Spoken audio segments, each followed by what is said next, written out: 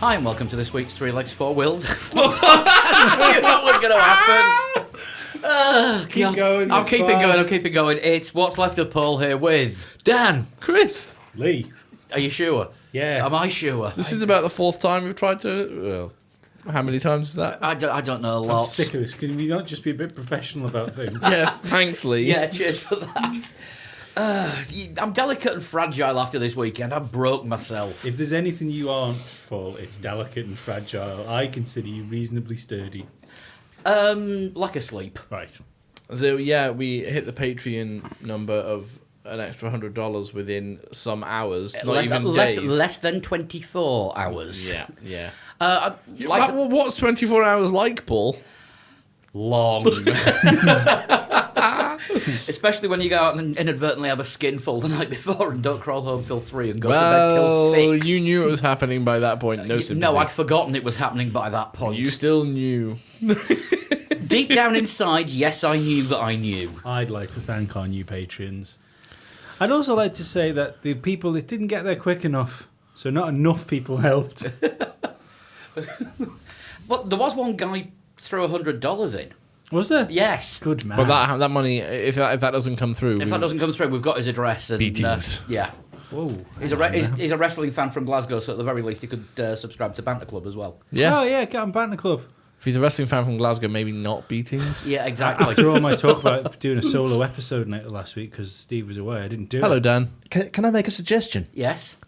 Can we talk about Formula One? Oh, that's a good That'd idea. be a good idea. Yeah. Will Stevens, well done. You won Le Mans. Well, sort of. Well, what was it? GTE Amateur. Well, there you go. That well-known non-professional driver. Yeah. Well, the Will Stevens was on the cusp of being professional. At least he gave it a go. You are allowed. You are in. I'll become an expert on this. In the amateur class, you're allowed one professional driver and 2 amateurs. Right. Ah, So I don't know who the professional driver was in his team. well. Jesus. Yeah. No. Le Mans was fun. Thanks to everyone that followed the blog. Because Yeah, there were about 600 people in the end, was there? that's about 650. Wow. 650 views I on was the blog. following. So that was yeah. Did you get some nice support from people? Yeah. A lot of people sent in tweets of support. Although I mean, let's face it, it wasn't Everest, but, you know, yeah. Although I think Wasn't even base camp. it wasn't there. no, there wasn't an Irish pub. Correct. We have We've discussed this previously. Yes. Yeah, Peter Good. I think it was Peter Goodchild said, "I almost feel sorry for you, but I'm going to bed." Cheers, mate. Thanks, Peter. Yeah, but I lasted till 2 and then got up again at 8:30 and started again. So Yeah. it was a Le Mans 17 and a half hours. Did you dream stuff. about it? Well, I fell asleep with the TV on, so yes. Right, well, technically, you took in the whole I thing. took in what was going on. He absorbed. And as I found out, the American viewers were getting the same commentary as the British ones, so they had the joys of Carlton Kirby, who is... He's kind of like a Salvador Dali painting commentating on a race. Whoa. An elephant with a pyramid on its back. Pretty much. Okay. Anyway, we move on. with Dan's And suggestion that we Melty talk Clock about Formula streams 1. into the lead. Have a look at the Twitter account that's been set up for famous quotes of his. I think he said that at some point. It's a right scream. It is actually. Makes cycling worth watching, doesn't it, Dan? Yeah. Does he do cycling? Does He he? does cycling as well. So he doesn't just do sport. He does other things apart from sport. I don't know. I've never heard him commentate on wrestling before. Wrestling's not a sport. But look, stop this now. yeah, Nonsense now. Come yeah, on. Yeah, okay. Let's talk Okay. about This Formula podcast is still real to me. God damn it. We've had a calendar put out We've today. had the calendar put out. Well- 21 races. Well, it's the preliminary calendar. Yeah, provisional, isn't it? Yeah. Yeah, 21 races. Could be 20 because Singapore is provisional only. Little star by it. They haven't fully decided. No Malaysia. No, yeah, but there's been no contract signed for Singapore, has there yet? Not yet because they're still trying to pay less. But for the first time in living memory or F1 history, a 3 race back to back to back. Nice. Yeah, Which is it France? France, The returning French Grand Yes. Prix, which is at Paul Ricard, Paul Ricard, in not Le Le Mans. Castellet. Yeah, Le Castellet was what I was trying to say. Welcome back, France. Yeah. Yes, I nearly ended up saying Le Mans then, which would have been fairly ridiculous. It's a terrible name for a circuit, though, isn't it? It's at Paul Ricard. That's surely a person. Yeah, exactly. Yeah, Circuit yes, Paul it Ricard. was. He was the one that invented the booze called Paul Ricard. Yeah. There's booze called Paul Ricard? Yeah. Yeah, it's named after the circuit. What is this? It's like Perner. Oh, right. It was a... And again, we're not talking about Formula No, One. we're not. are Or we? closer, we're getting there. Yeah, it's French booze. Oh, right. But it's not now named after the booze. It's named after the person because in France you're not allowed to advertise booze. Well, there you go. Paul Ricard Which is also why when we see the French Grand Prix next year, we will have all the booze branding taken off the cars. It also sounds Like like a metal guitarist. Williams. Yeah, it does. That's why Vijay Mallya's son is now called Smirnoff. Yeah. Which is why at the Russian Grand Prix, Force India were advertising Kingfisher beer. They were advertising the defunct Kingfisher airline, which had the same logo. Yes, exactly. Yeah, absolutely. But yeah, the return... And Martin I from Williams gets a spot on the car. Yeah, exactly. It's like the days of the SIG advertising where you couldn't have it, so you had, what was it, Bitten and Hisses Yeah. on the Jordan. Yeah, and, or racing instead of Rothmans on the Williams. Yeah. The Williams with the question marks on it, though, that was the best one. No, I hated that. That was I rubbish. Like that. No, I liked David and Mika Yeah. in the West On- logo. yeah, on the McLarens, Mercedes. Yeah, or how about the barcode from a packet of Marlboro on the Ferrari? Oh, now! Yes, yes, that's still on there. So, In the sort of the modern era of Formula One we seem to be going into, I wouldn't mind betting it gets written into the rules, something like the David and Mika thing soon. yeah, but yeah, possibly, yeah, with having actual names instead of just Yeah. a 3-letter thing on the side of the car. Quite visible. So yeah, we've had the 21 race provisional calendar, 2018 calendar, 21 races. We got France and Germany back. Well, France and Germany are back on the calendar. Germany will be back at Hockenheim because that was always the plan, because they still split it between Hockenheim and Nürburgring, and Nürburgring couldn't afford to hold a race this year. Yeah. Which is crazy, isn't it? It is. Yes. Even when they've missed 2 years now, they still can't afford to hold a race. Yeah. So, which is weird as well because it's opened up as like a toll road. The Nordschleife is anyway, and I imagine it'd be the same people who run the GP circuit and the Nordschleife together. So how they don't have enough money, I'm not quite sure. I know Well- why. Because maybe you pay for it at the end of having you run around the Nordschleife. And they just crash. And if you see any clips on YouTube, I don't think anybody makes it round. No, I've got another theory on this. You pay to go on the Nordschleife, and they are making a decent amount of money from that. But if you look at their account on Twitter, they usually have to close the circuit 7 or 8 times a day to scrub the graffiti off the track because people draw giant penises all over it. There was a race that got delayed or cancelled because of that, wasn't there? Yeah, it was last year's DTM. It got held up by 3 hours so that they could scrub willies off the track. Really? Yes. Oh no. Is that why the last race they had there, someone accidentally started trying to wash Bernie Eccleston on the grid? Way! Very good, very good. But yeah, so as Dan said, the German Grand Prix is back at Hockenheim. The ruined Hockenheim. Ruined Hockenheim, not through the forest Hockenheim. Italy has been confirmed that it is going to be at Monza, and not Imola, like what they were saying. Well, it was a possibility for a while, wasn't it? Well, Imola was saying it, nobody else was. Yeah, yeah. But although apparently Imola has got its FIA first class certification and could now hold a race. Yeah. I Azerbaijan- think is a better circuit than Monza. Just saying. Azerbaijan moves to the front of the calendar. Azerbaijan is now. Sochi moves to the back. Yeah. Azerbaijan is now where Sochi was pretty much. Yeah, yeah. Well, It's kind of between the flyaway races and the European races, so it's. which, as Dan said before, makes perfect sense if they you go from Bahrain Bahrain to Azerbaijan to somewhere else. Spain. Spain. Yes. So yeah, that makes a lot of sense. Russia, of course, when it first started on the calendar in 2014, was at the back end of the calendar. And it was rubbish that year. It was terrible, wasn't it? So hopefully that doesn't repeat itself towards the back end of the summer. The Have only we prob- had a good Russian Grand Prix? The second one in 2015, was it 16? 2015? But it That wasn't was good. good, was it? Last year's was okay, if I remember, and the one before that I think Well, was, if you weren't Sebastian was Vettel. good. I can't remember it. Yeah, Carlos Sainz in his amazing recovery Oh, drive. yes. Yeah. That's what I remember the 2015 Russian race for. Yeah, but Russia is now at the end of September, just before Japan, which has been fairly processional as well of late. Yeah, it has been. So it was, again, the mainstays are still there, aren't they? Still starting in Australia towards the end of March. Yep, 25th of March season starts in Australia. Then China, Bahrain, Azerbaijan, Spain. Monaco, Canada, France. 3 French-speaking races all on Le Bounce. Yeah, but lots of different. As they say in As France. I say in France. But Or Canada. But that's Or Monaco. France is when the 3 back-to-back weekend races start, isn't it? Yes. It's France, Austria, And Silverstone. And Silverstone, Great Yes. Britain. So you've got those 3 races in 3 consecutive weekends before you've got a 1-week break, and then the German Grand Prix and the Hungarian GP back-to-back. Yes. Yes. So we have Good God. 4 races next July. Summer of sport it will be, most Yeah. definitely. That Says sounds Yoda. great. Says Yoda indeed. Yeah, then summer break, and then, as is traditional, kicks off again last weekend in August with the Belgian Grand Prix. Yeah. Is the summer break still the same length? Summer Yeah. break is still 3-4 weeks. Is the first 3 weeks in August. Yeah, we get 4 races in July and 1 in August. It makes up for it, doesn't it? A little. A little Yeah. bit. 4 races in July. Then Wow. Belgium and Italy This- Belgium and Italy are back-to-back races again.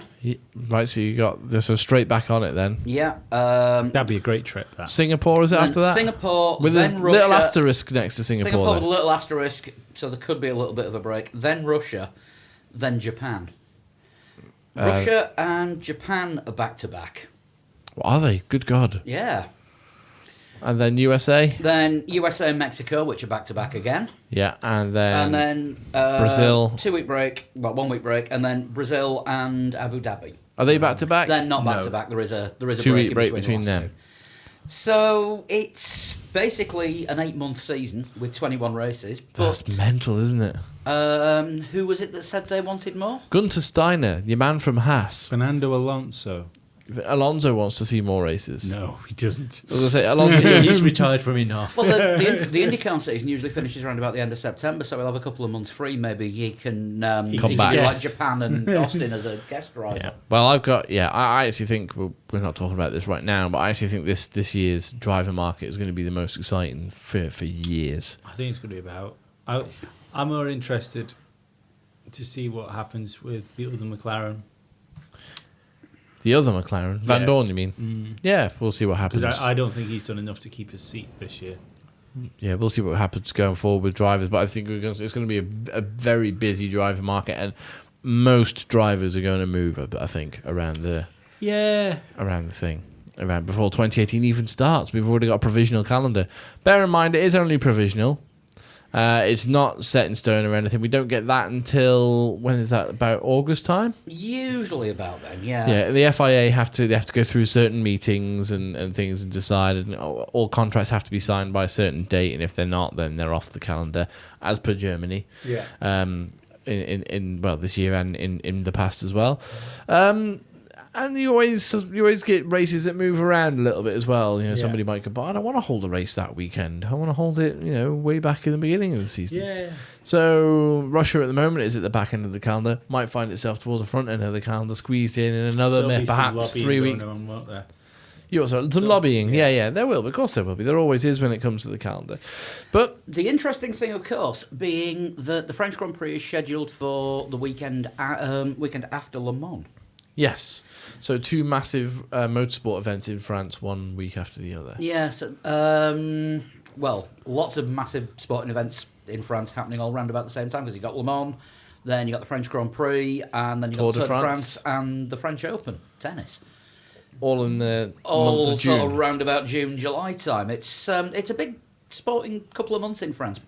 But no, I'm saying Le Mans because I think we are going to see more current F1 drivers taking part in the 24 hours next year. Yeah. Hulkenberg's proved he can do it. Alonso wants to do Alonso wants to do it. I think Alonso's a shoe-in next year for it. Because especially as at the moment it doesn't clash, whereas WEC organisers are saying, well, if they're going to have so many races, it's bound to clash. Or they've deliberately arranged the calendar so that it doesn't clash. Yeah. It's no accident. Yeah. The only issue I'd say Plenty of those at Le Mans. is Formula One drivers are paid an awful lot of money to be tied into a contract, which means they wear a certain engine make on their overalls. And the Indy worked great for him because he could drive a Honda car. Yeah. With McLaren's name on it. Yeah. I could easily see Honda making a stab at putting a team in for Le Mans next year. There is more chance of me making an engine for McLaren next year than McLaren still having Honda engines. Unless, of course, it depends on who he's driving for next year. And I think he'll still be in McLaren, and I think he'll be in a McLaren Mercedes, and that's where the problem will well, Toyota proved this year, along with Porsche, that hybrid engines can break down at Le Mans as well as a Honda engine can break down in a Grand Prix. So what's to stop Honda putting an absolute dog of a car in and putting Alonso in it so it breaks down? Then he can say he's broken down in the Triple Crown. But you're still you're still working under the assumption that Honda will be in a McLaren. I don't think it will. Let's not talk about that again. Yeah. Until something is confirmed or at least officially denied. It's been officially denied. But let's move on. But yeah, can we move on just like McLaren want to do? Yeah. Because F1 is too hard. Yeah, it's way too difficult. Yeah. Says the team at the back of the field. Who said that? Manisha Kaltenborn. Fuck off. It's well. Don't hold back, Lee. Say what you think. She didn't actually say F1 is too hard. No, That's she said it's too technical. And difficult to understand, which is my interpretation for I don't like this. I'm not winning. Well, was she talking about for the fans or for people who could be fans or for the team owners? Exactly. As I understand it, she was talking from a fan's perspective, but she wasn't. It's not been made clear. No, what she's actually. I think Paul might just be about to make it clear. Was we have in some ways far too technical that even people within the sport don't understand it fully. Who? Like. Well, I'm guessing. Caterers? I'm guessing what she's saying is the marketing people don't understand the engines, and the engineers don't understand why the marketing people are insufferable twats. Yeah, right. As most marketing people are. Well, you know what? I'm a painter and decorator. I have no fucking idea how paint's made. I don't need to know. The market people don't need to know how an engine is made. I know how paint's made. You go to B&Q and you say, can you mix these two colours together? And then they get a big, hand blender. Yeah, and someone looks at you like a big what now? But you know what I mean? Like, there's everybody. If you're involved in any industry, you don't need to know what all the working parts of that industry are. Absolutely correct. So, I agree. The thing is, though, she's Spouting shit. Spouting shit, and she's being shot down. We have in some ways far too technical that even people in the sport don't understand it fully. Do we really need that? No. We are not here in a technical world. Technical excellence, we are. Technical Yes, we excellence are. is part of F1, but it needs to be balanced out with other interests as well. what This article that I'm reading from in Autosport goes on to say, however, in a survey conducted by Motorsport Network, fans have said they have a desire for F1 to set the pace in terms of technology. Yes, we do! It's the fucking idea. That's the idea. That's how you remain the pinnacle of Is us. it, I don't even think it needs to be set in the world like technology wise, but they have to be fast. That's the top and bottom of it. Formula One cars have to be fucking fast. Absolutely, and this Right. goes back to the thing. It's just like a hybrid technology. It's always breaking down. Blah blah blah blah. Well, it's not because Mercedes make a pretty good job of it, and so do I'm Ferrari getting at the to the moment. meat of this here because I didn't read the last half beyond the advert. Oh, here you go. Go on. Right, she has been to a NASCAR race where they have an open inspection where all the other teams get to see everybody else's car and see what they're doing, and she wants that. Well, do you know what I've said? They're all bought off the fucking shelf. We've said we want that, haven't Yeah, we? I don't disagree Chuck's with that. feed and bait supplies. Do you know what? I don't disagree with what Manisha Kaltenborn said there, because I think it should be full disclosure with all F1 teams. That's how you were going to get closer racing, when teams understand what other teams are doing, Well, Ross and either Ross try and Brawn's copy actually it. a fan of that. Yeah, either try and copy it or think, oh, I like what they've done there. It's kind of similar to what we've done, but if we incorporated maybe like that little bit onto our system would work better than theirs. And that's how innovation moves forward. Being secret is not how you move forward The only issue technologically. I'd have with I think what she wants to do is go around the other garages and go, that's a 2017 engine, that's a 2017 engine. Oh, if we put one of those in our car, we'd go faster. Well, they're having a 2018 engine next year.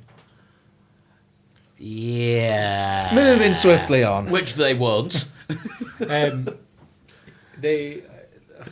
I forgot what I was going to say. Carry on. We're broken It's him fucking again. rubbish anyway. It's Yeah. it's a stupid thing to say by someone that's stuck at the back of the grid. They stuck all their eggs in the basket of, we're going to concentrate on aero. They built a shit aero package for the car with the shit engine in it, and lo and behold, it's not shit. doing very well. Yeah.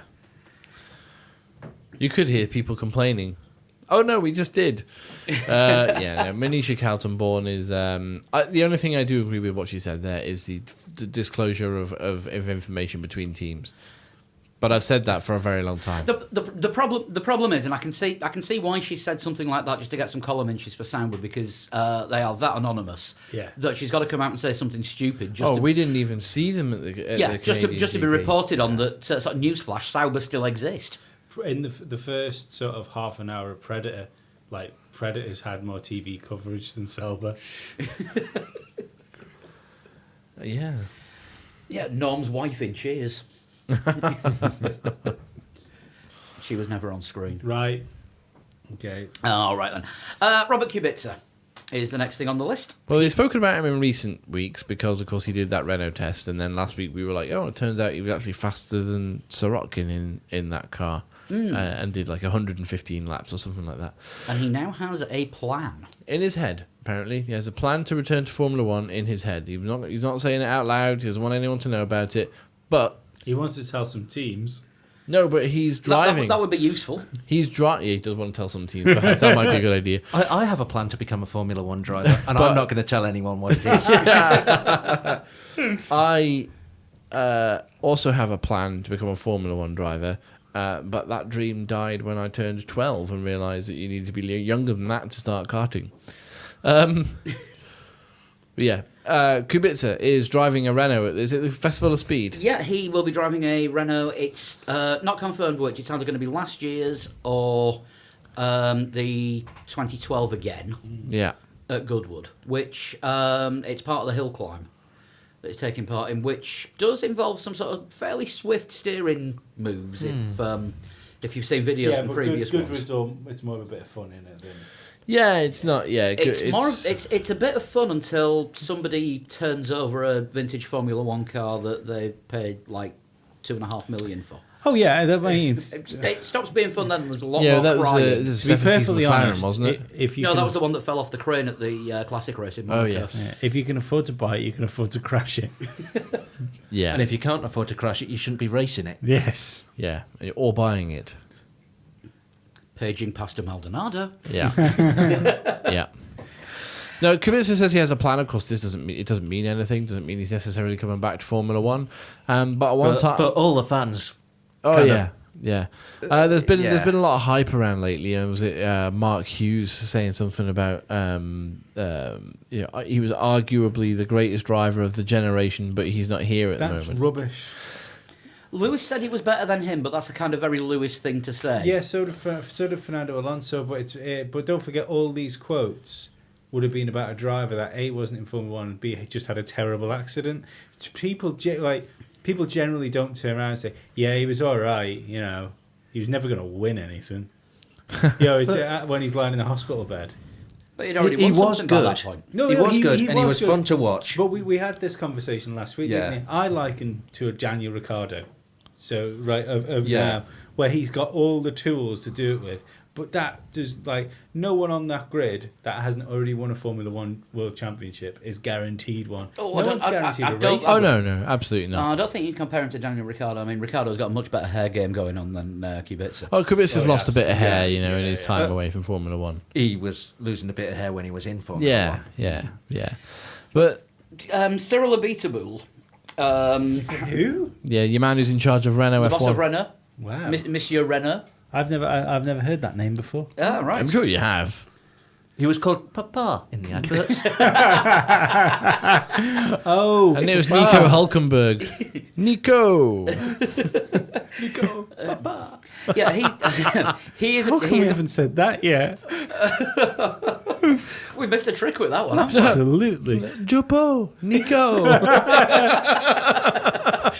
Oh, this weekend's blog's going to be funny. I don't think they refer to Jopo in such loving terms. No, that's what I wanted to tie this in with. Is Jolyon Palmer has been given a bit of a hurry up.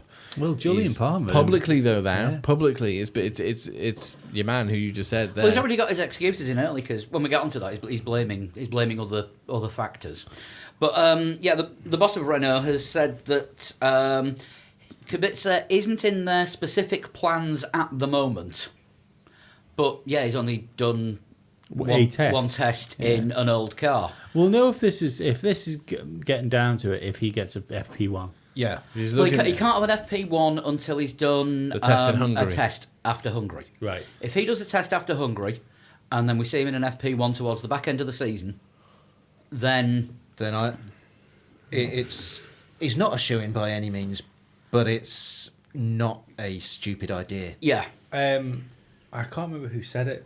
It was one of the BBC pundits. Who's the Andrew Benson is the one of the BBC pundits now, I think. No, the Irish guy. Used to work for Jordan. Yeah. No, not him. Not that idiot. No.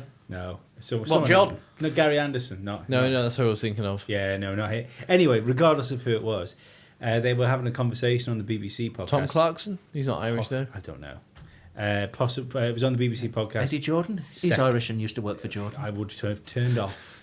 But anyway, it was on the second best Formula One podcast on the internet, and they were sort of debating whether it was a good idea or not. And he basically turned around and said, "Well, look, they can't tempt the top driver there yet because they haven't got the car. By the looks of it, they're not going to get Fernando Alonso, which they'd really like. Jolyon Palmer isn't cutting it. If it turns out that Robert Kubica is the best driver that you can get to put in your car, why wouldn't you put him in?" Absolutely. Yeah. That's pretty much what I said on last week's pod. Yeah. If he's the best out of what they've got to choose from, why wouldn't you put him in? Absolutely. And the other thing is, even if it's just for a year, yeah, they put him in the car, and let's say it doesn't work out well, he's not going to do any worse than what Jolyon's done. Well, they've said that next year's car isn't going to be a world beater, so they're not really setting themselves back. One thing that I think Imagine why they're getting column inches though. Yeah. One thing that they are probably doing right this minute is kicking themselves that they weren't able to hang on to Ocon. Possibly. Yeah. But he's realistically. I mean, he was only on loan last year. Yeah, and he's more. It appears that he is more a protege of Mercedes than he is. Especially after Toto's comments this week that he is the star of the future. That's what Toto Wolff actually came out and said. I don't think it's going to be out of the question that he could end up in a Mercedes next year. Well, no, I don't. That's why I think it's Toto when he was looking for the Predator. Yes, when he was looking for the Predator. Go to the simulator. I'm wearing my Terminator shirt tonight. Actually, this is what was inspired my Toto Nator shirt that I designed. But yeah, Jopo. Yeah, he's in trouble. Not just because it's been said behind closed doors, which it always is before you hear about it publicly. But when you hear about it publicly, you know a driver's in trouble. He's got to start putting in the performances and getting that car in the points. When you say he's in trouble, all I can have going on in my head now is something's come along and it's burst Jopo bubble. Carry on. Of course, with that being shampoo, it's all about the hair game. It is. Jopo's is terrible. He's got nothing going for him. No, he hasn't really. No. The only thing his eyes are too far apart. See if. Have you noticed that? Yeah, but if the only way he could come into his own this year for Renault is if there is a fancy dress Formula One thing, and he goes as his dad. No, and he could go as Shaggy, and Nico could go as Scooby Doo. That is the only. Well, no, he's been doing Shaggy impressions all season because every time he crashes, it was me. Very good, very quick. It's not like Jopo. It's almost as if we write this stuff. But you know that he's... No. No, if we wrote it, it would be worse. You know he's blamed his bad performance on Hülkenberg. Well, he's blamed his bad performance on Hülkenberg being so good, which is kind of like saying... So good that he's been distracted. Yeah. This guy is so good in the car that I don't know where to look. That's like being at work and saying, sorry, I just can't work because her over there's really pretty. Yeah, I know. Yeah. You wouldn't get away with that, would you? No, it's more like going to work and being uglier because her over there's really pretty. Yeah, it will be like you working on a house with another decorator. Oh no, hang on, I couldn't I've got do, it. I couldn't do that. I couldn't do that wall because I was watching how quick the other guy painted the exact same size wall across the room. Wouldn't happen. Maybe Jolyon Palmer has now got a teammate in Nico Hülkenberg who is a great racing driver, still yet to score a podium, but maybe Jopo's hit the depression bumps. Never going to be as good as Nico Hülkenberg. I think, well... He's just so much better than me. Why am I even here? I'm never going to be as good as Nico Hülkenberg, and he's never had a podium. Da, da, da. Right this minute, Jopo is never going to be as good as Taki Inui. Hang on now. Didn't he score points? In top 6? By accident. But there was a thing with Jopo, though, where he said in the interview that he felt sorry for Renault because at the minute they've only got Nico doing the job for them. That's fucking damning, isn't it? Yeah. I think we're going to have to start calling him Eeyore. Joe, yeah, we need to keep an eye on Jopo. Joey or Palmer. Yeah, maybe. But we need to, if everybody listens we need and to all. Go up and give him a hug. Yeah. Everybody, can everybody just keep... It's time for FP1. Exactly. Oh, he's back in his in his trailer singing. He hasn't All by changed. myself again. Yeah. Oh, can you let Sergey do it? I'm having a cry. He needs a safe space, which is not in the paddock. But I think all listeners and us around the table here as well, if we all get together, we'll work with Jopo. He can get through this. And if there's no seat at the end of the tunnel, it doesn't matter. It's fine. We just want Jopo to be happy. He needs a song. Right now, he's not He needs happy. a happy song. Jopo. Jopo. Just repeat. Stick to the drums. I think I've just found the reason why you never do backing vocals when you're playing. Yes, pretty much. Um, Doesn't stop you. Well, He does the leading vocals. I know. I know. I'm just the least bad.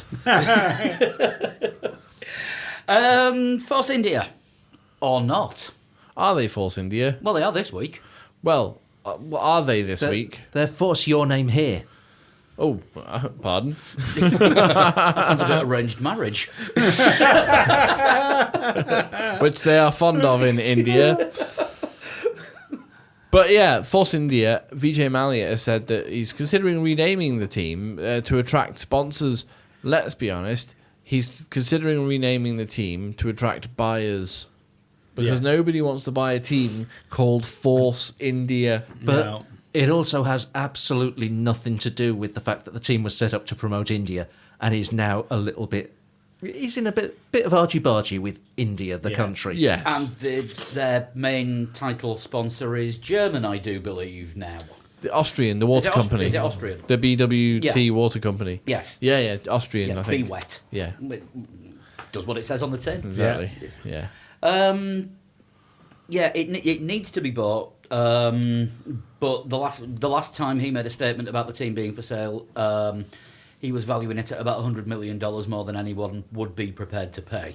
Yeah, and one of the other directors is also in the same situation financially as Vijay Mallya is. But there's His more assets are frozen. There's more legal stuff involved, and we don't want to talk about that just in case the right people hear it and we get into bother. Yeah, exactly. We don't want to implicate anything, but what could they change their name to? Did Virtual Statman have a couple of comedy suggestions? He did. He had Gentle Suggestion India. Gentle suggestion. Was it Gently Persuade India? That was it. Yeah. Gently Persuade India. And the other one, because we haven't had a team called this on the grid for a while, Lotus. Just to confuse everyone. I mean, there have been talks that, with the team being for sale, might they change their name to Brabham and perhaps a blue and white Yeah, livery. cool. But would be quite cool, wouldn't it? Unless Bernie Eccleston was involved. Which means, Bernie Eccleston did buy Brabham, and I don't know if he still owns the name. No, Brabham's son owns it, or grandson, whatever it is. It's his son, The Brabham, David. the Brabham family. Yeah. Right. Because I don't think Bernie Eccleston was in talks with buying it, but I don't. Oh, he was rumored to be thinking. About it, but I don't think he's anything to do with the Brabham bid. Well, no, but Brabham was Eccleston's Formula One team. I realised that, but I don't think that's anything to do with him. He bought Brabham, didn't he, before he bought Formula One? Yeah. So There's also talk of a Chinese team that's investigating coming into Formula One, isn't there? Force that's China. being very, very hush-hushed at the moment, but Christian Horner has said that some of his employees have been approached to leave and go and work elsewhere in a team that could be in the sport as early as 2018, although nobody's willing to confirm or deny this. So, again, we have to be quite careful with what we say. But Come on, Jackie Chan! Jackie Chan. I'm. Didn't do too badly in. Do you actually Lamar? mean Jackie Chan? Because if you don't, that's really racist. No. Actual Jackie Chan. Actual Jackie Chan. Chan's team with Alex. Team. Yeah, he's got a team. He's got a team. He had 2 cars in Le Mans, 1 LMP2 with Alex Brundle driving. Wow. Second on the podium. That's cool. So that real Jackie Chan racing. Was he racing? Sadly not. No. How old's Jackie Chan? He that must be in his late 50s, is he? He's got to be around that. Don't forget, I've not got a laptop in front of me, so I can't Google things. No, on that's the fly. fine. Yeah, but Jackie Chan doesn't age like normal men. No. No, that is true. Yeah. If it was Chuck Norris, he would have been racing, but he'd have been running alongside the car. I think Jackie Chan gave all his extra years to what's his name?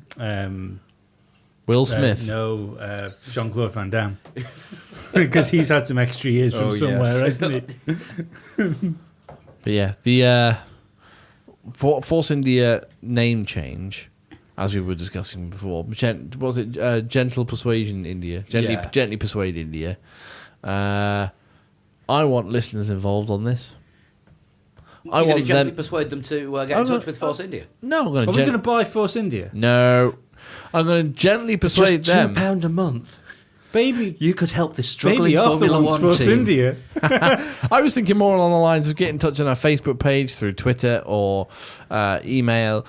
Send us suggestions for names. Don't bother going for 3 legs, 4 wheels racing. We're already thinking of that now. Yeah. Yeah, no, that's Formula One teamy McFormula One team. something like that. It's got to be, because let's be honest, okay.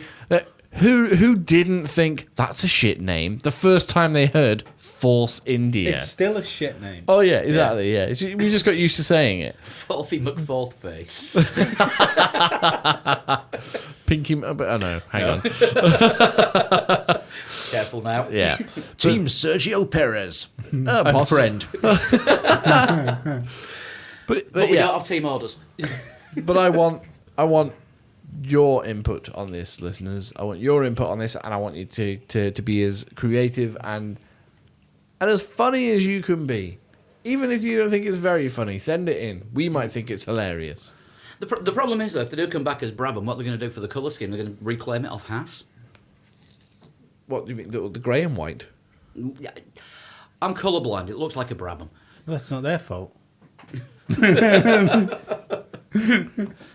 No, They're blue, weren't they? blue. They were blue. Because They look like it would be Sauber more so than on the grid that looks like Brabham. It was how Williams went when they put the BMW engines in, because that was like a tribute to the old Brabham Yeah, BMW Yeah. days of old. But don't forget, the last Brabham to run in F1 was pink. Actually, it was, yes. And driven by? Damon Hill. Yes. So maybe this is just warming everybody up for the Brabham thing. And Damon Hill's return. Why not? Oh, did anybody Confirmed. see, by the way, going slightly off on a tangent? What? That Going off on a tangent on this I podcast. know exactly. Everybody here will have heard or seen of Lord Buckethead, Yes. Yes. the guy who stood against Theresa May in the UK general election. He put forward a proposal to send Damon Hill to do Brexit negotiations. There was always also the brilliant thing in The Guardian where they put a picture of him and the other candidates in Maidenhead, up and said, "How would you explain this to someone not from Britain?" Yeah. And someone had replied saying, "Hi, I'm from Germany. Who's the lady in the orange shirt next to Lord Buckethead?" Which was, of course, Theresa May. Yeah, absolutely. But No, that's the- not. no, as far as the Brexit negotiations go, just send the Scottish football manager. Takes him out of Europe straight away. Ooh. Anyway, Bad joke. Bad joke. Yeah. Right. Let's send David Icke. No. Azerbaijan. Not the European Grand Prix. oh, we're there already. Azerbaijan. Wow. Uh, It's hot though. Warm. That's what it's. Yeah, no, that's fine. Yeah. All the news items were quite Yeah, there quick. wasn't a lot of news this No, week. it was quite quick news items. So we're already on the Azerbaijan preview. Yeah, those I'm just trying things. to work out if there's anything that you've put there that I can't read. All I can see is engines for F1, so no, it's Azerbaijan. Yeah, engines for F1 was part of the Sauber thing, but we don't need to get into that because we talk about It's engines it's too technical. too often. It's too technical, and we're not a technical podcast. No. No, actually, we're not a technical podcast, and that's why I think people like listening to us because we don't go into the. 'Cause we haven't got a clue. Yeah, because we don't. Regardless of talent, we're still technically a podcast. Technically a podcast, but we don't go into the minute details that I've heard other podcasts go into. That's because we don't know. Because Perhaps we should do some research and find this stuff out. Go on, go on Hang then. on. Go. That's a high five. It wasn't a high five. No one even winced. Got you on that one, didn't I? Yep. You're not having the whiskey back. That's revenge for Paul's Le Mans threat, which became reality. Yes. I'm sure I hallucinated it. I hallucinated something. Anyway, Azerbaijan. Not the European Grand Prix anymore. No, it's the Azerbaijan Grand Prix. No, it's officially the Grand Prix of Azerbaijan. Well, doesn't that make a fuckload of sense? But it's still technically in Europe. Yeah, that's fine. But, Even though you know. Baku, as we discussed last week, is further east than Baghdad. Yeah. Where do we start with this?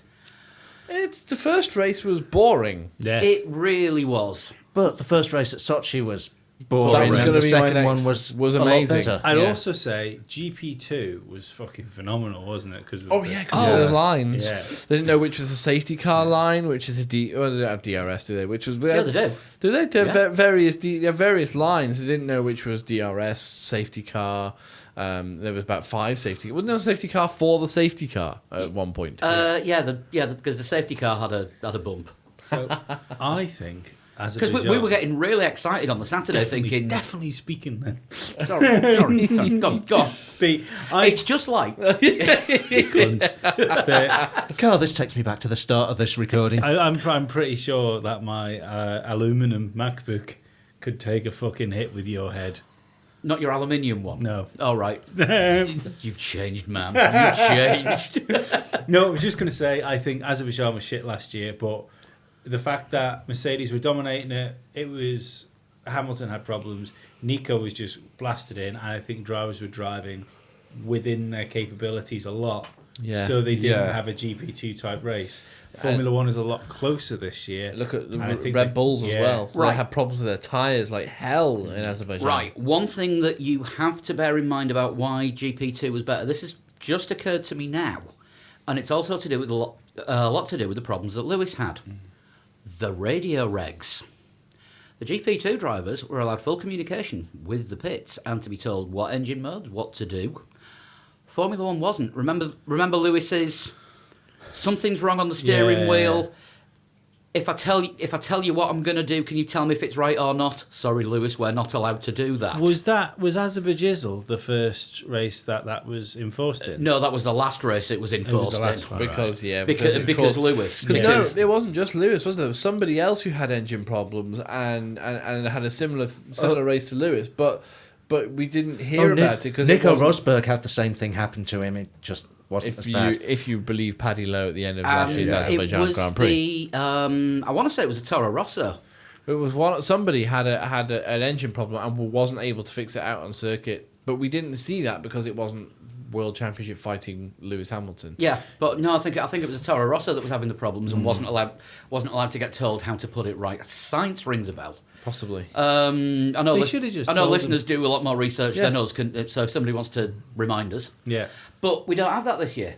Nope. So we could actually see faster, closer racing because the drivers can be told, right, okay, we think this is going to work. This engine mode's going to work best on the straights. Also, as Dan said before, which is something I was going to make a point of as well, Sochi's first time round was awful.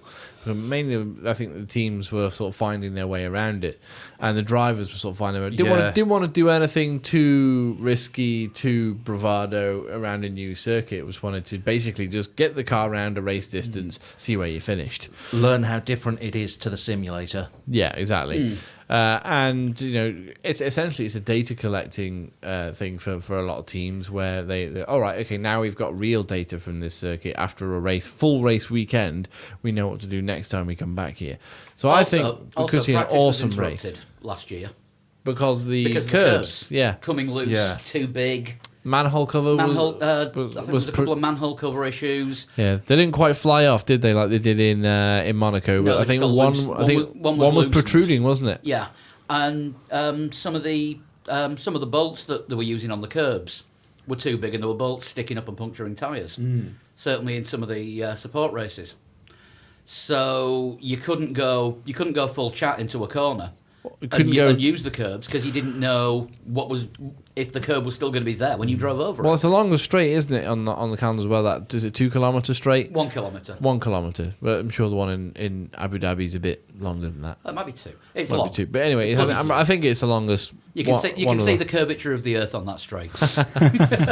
Yeah, flat earthers. And if I remember rightly, that the main overtaking spot there after that straight is going to be into turn 1, isn't it? But they were told to stay off the curbs in turn 1 because of the punctures that were happening during the race. So nobody was going to chance maybe pushing somebody else wide or pushing themselves wide or whatever. So that they found themselves on the curb, went for an overtaking move and punctured their tyres. And Aside from that, they had to do one of the longest laps on the circuit on 3 wheels. yeah, exactly. Yeah, because it's in dry, isn't it? That's something like 1 minute 48 seconds or something It's ridiculous like Belgium long. that. Yeah, if not longer than Belgium, perhaps. I think it is because the long straight actually makes up for a lot of the speed differential. Is it the longest race of the year, Azerbaijan? Or it's up there, isn't it? I think it's the longest definitely straight. up there. Yeah. I know if it rains, it will go to 2 hours. Yeah, just purely because of lap time. Yeah. Yeah. I mean, lap times in the wet, you're looking at 2 minutes. Yeah. As we'll get to when we talk about Formula Lee.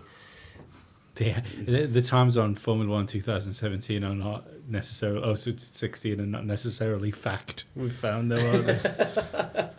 No, this is true. But I mean, it's been described as 2 circuits in one. Bits of Monza and bits of Monaco, which I can see that. Yeah. I was very dubious about the Baku City Circuit until I actually saw it last year, and I quite liked the layout of it. Obviously, never sort of... When F1 2016 came out, I had a blast round the circuit.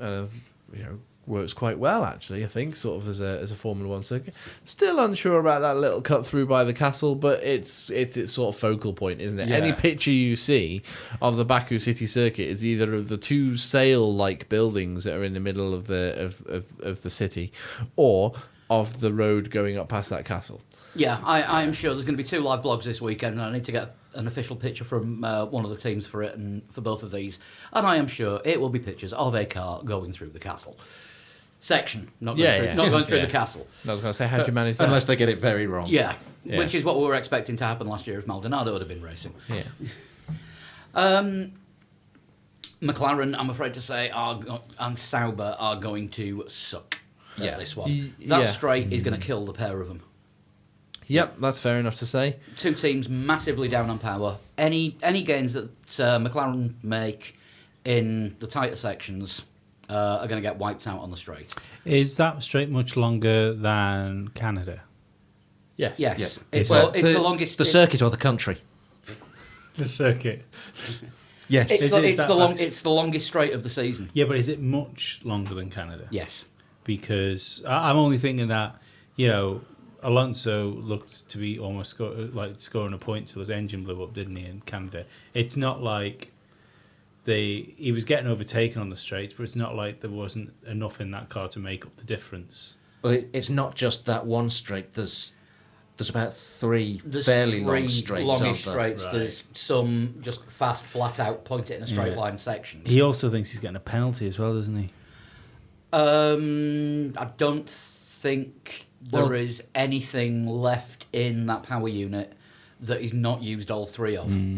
Yeah, they said the MGUH lasts 2 races, didn't they? Yeah. And he didn't change it at the last race. Yeah, and I've just done some googling. it was the internal Congratulations. combustion engine that went in Canada. Oh, holy fuck the future. The Baku City Circuit Straight is exactly the same length as it is in Shanghai. Well, yeah, because if you move the Baku City Circuit straight to Shanghai, it'd be exactly the same length there, and if you moved it to anywhere else, it would be exactly the same length. Well, it depends what projection you're using. Don't give me that face. Visuals don't. You'd have made that joke as well, given half a chance. Visuals don't work on audio podcasts. Now Flood looks disappointed, but not now surprised. you said that, people are going to start asking for live streams again. We should do a live stream. Not all the time, but we should do a live stream again. I reckon maybe one next week, depending on the availability of I'll- space in this room to put the tripods up. Once I get my life sorted, there is I'll a do very some. large chair where one of the cameras would have gone. Yeah.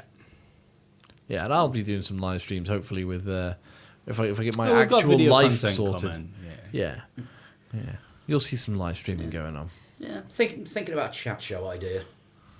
Ooh, we should chat. Yeah. Bless could you, Dan. So, who do we think then? What's our predictions? Lewis Hamilton has said that Mercedes' outlook for the rest of the season is now stronger than it was before Canada because they've made a breakthrough with the understanding of how the tyres work, which they were lacking completely before Canada, apparently. It was just something that in their data that sort of cropped up, and I don't know if somebody in the team just sort of went, oh, hang on a second, is that been consistent throughout all the races so far this year? And when they looked back at it, went, oh, Pirelli goes to the outside. oh, purple is ultra soft. Got it right. For a driver to leak that, not necessarily leak that information, but for him to be the one that breaks it, saying, well, we have a better understanding now of how the tyres work. I'm looking forward to how that could be psychological warfare. But Bottas has come in with psychological warfare as well, saying that as far as things go now, the Mercedes and Ferrari engines are more or less on a par with each other. In other words, eat my dust eaters. Yeah, I think the Mercedes engine might still be a bit up on the Ferrari, and at Baku, It will show. It's enough. I'm not saying those straights, they're long enough for the engine to make the difference. I'm not saying they'll disappear down the road, but they'll probably they probably eat themselves in front of the Ferraris. But that Ferrari looks so stable. Excuse me. For a circuit where I would imagine set up as king, then maybe Ferrari sort of easier to work with car. Quite possibly. The Shorter red- wheelbase as well, which is going to make a difference in those tighter, twisty, the more Monaco-like sections. Just to refer to the Mercedes, just to refer to the Mercedes psychological warfare. Lewis Hamilton has, of course, said that he wants an end to this roller coaster start to the season, and I just want to. So he just wants to win all the races. Yeah, then. but I want to get off Toto's wild ride. Yeah. Well, actually, not Toto's Wild Ride. This is one of Gemma's tweets that I noticed the other day. Oh. If this is Lewis Hamilton's idea of a roller coaster start to the season, then it's the damn Caterpillar ride. Yeah, that's Yeah, true. fair point. We agree with you on that one. Yeah. Speaking of Gemma, the Red Bulls are predicting a pretty poor result at Baku, aren't they? Well, they, as I said before, Which probably means they've made a massive breakthrough and they're going to be first and second. Well, this Renault upgrade now won't happen. Apparently, this season. Oh wow, that's disappointingly impressive. Renault, Red Bull have been hanging on for this new upgraded engine, and Renault just basically said, "Well, we never said you were getting one. We haven't got one for ourselves. We're not going to make one just for you, and we haven't got one anyway." Yeah. just slightly more French. Why haven't you got one for yourselves, Renault? Why?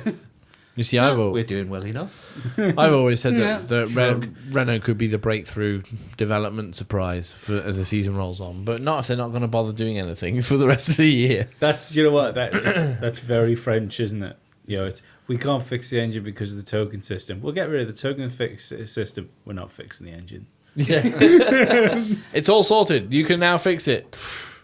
It's just lunchtime. Eric, cake.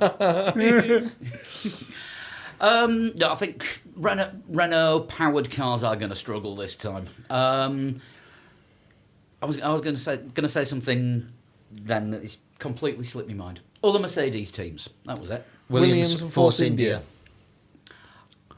We're going to see Williams and Force India battling for. No, we No, won't. we're not. I'm with Lee on this. We could see Force India up there. Yeah. Possibly. Well, we're going to see Williams and Force India battling for third best team. No, we won't. But No. Force India will win. No. No. There won't be a battle. No. There will be no battle. Felipe Massa might be up there. Yeah. Williams will snatch defeat from the jaws of victory again. Force India could do very similarly to what they did in Canada, where both What, drivers screw their own race up? yeah, where both drivers are in with a shout of a podium towards the end of the race, depending on Ferrari and Mercedes' fortune, of course. But they were the third best team in Canada. They could very well be the third best team in Baku as well, I with think- that Mercedes power unit in There the is back every of it. chance. Williams, you say Massa will do all right. This one, I think, is more make or break for Stroll than his home It's race. going to be break into that wall by the castle, lap 1. Yeah, I was going to say I'm going to that. overtake. Oh, it's really no. I've crashed. I don't know. Is he going to be fast and crashy? Is he going to be slow and Jopo? No, he's not going to be anything. He wasn't anything in Canada. Everybody else crashed. You know that on that little rise up the hill as you go up between the castle as well. Yeah. There's that little curb on the inside. They've taken that away for this year. That's not going to be there this year. Oh, so you can go straight into the barrier on the inside of that as well. Yes. Oh right, okay. So you can try to overtake going into there, but it will end terribly for everyone involved. Toro Rosso. What do we reckon their chances are? Renault engine, so not too good. Yeah. That leaves Haas, who are the other Ferrari engine team with a Ferrari engine from this year. Yeah. That's an enigma, aren't The they? unknown Yeah. entity. They will be somewhere between third and last. Kevin Magnussen went on a stag do this week and was the only one who turned up to stag do not in fancy dress. That That to me encompasses Haas's season. Everybody do this thing. We should all do that thing. Haas, why have you turned up with this? Because it looked like a good idea at the time. We didn't want to look silly. Well, now, by not looking silly, you look silly. I mean, Kevin Magnussen has actually said he feels more comfortable at Haas than he's ever felt anywhere before because he's got a long-term contract. yeah. Well, okay. I'm just putting that out there and just it's there for discussion. Strange. It's a strange team now, Haas, because it's got on paper you look at the drive line and you go, meh. But it's actually when you really think about it, is it the weakest driver lineup on the grid? I think Haas's performance is kind of similar to their driver lineup. Yeah. Sometimes it'll do great things, Yeah. and sometimes It's you'll say, polar "Why did you opposites. hire them?" But that's what they And need. the whole team does that. They need a driver that can hustle the car a bit, can't they? They need somebody in there that Like Ocon. Like Fernando. Yeah, Fernando or Sainz or so one of those people that will get a finish out of the car that the car doesn't actually deserve. Whereas I think Well, Grosjean can do that, but twice a year. yeah, they need someone who can do that every race. Yeah. Yeah, someone like Sainz, Yeah. like you said, Lee.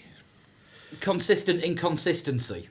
Yeah, but this is the thing. They're It's polar what- opposites every week, aren't they? Every race. Yeah. Grosjean crashes, Magnussen finishes 8th. Yeah. Or Magnussen finishes 17th and Grosjean is just outside the points. You know, Yeah. there's never. I think that we've had one race where they finished like Linus Stern. Possible was it Canada? That was Monaco where they both Monaco. got into the points. where they both got into points in the Monaco race. Talking of K-Mag, Sean sounded like you, Lee, during Le Mans. That must have been scary for you. It was scary as hell because his dad was driving, J-Mag, Yeah. and Jan Magnussen, J-Mag. Yeah. So is K-Mag going to have a son called L-Mag? It could well be. It's like in the Spice Girls, whatever happened to Mel A. Exactly, it's a good point. But Jan Mag, Sorry. She was the first. she was the prototype. Yeah. J-Mag, K-Mag, L-Mag. What's your favourite movie? K-Pax. But yeah, Jan Magnussen was on screen. Sean said, bloody hell, Kevin Magnussen doesn't half look like his dad. He's going to have to worry about his hair. Yeah, Magnussen completely bald. Completely now, bald. isn't he? Yeah. He's not got favourite hair, to be fair, old K-Mag. Because he's gone for he sort of goes for the slick back look, doesn't he?